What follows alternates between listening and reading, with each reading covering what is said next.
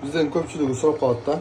Казанылар оригиналбы же кандай, сапаты кандай, түйүнөн тартпайбы депчи. Туугандар, бул казандарды биз башта өзүбүз текшерип көрүп, анан сиздерге сунуштайбыз. Азыр бул жакта сүт биширип атабыз. Сүт эмес, там рисовая каша дейли. Негизи сүт эң капризный нерсе да. Башка там казандарда же нержавейка кастрюльдарда байкасаңыздар түйүнө тартып, жармашып калат да. Мында андай эмес. Байкасаңыздар, канекей. Көрдүңүздөрбү?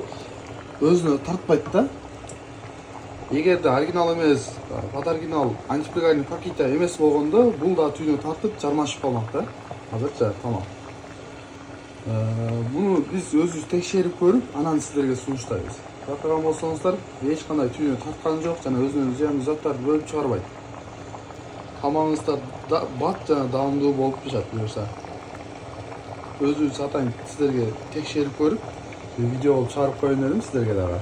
Эгерде ушундай болуп, тамагыңыздар кылганыңыздарда, рисовая каша кылганыңыздарда түйүнө тартып же башка боло турган болсо, акчаңыздарды полностью 100% кайтарып беребиз.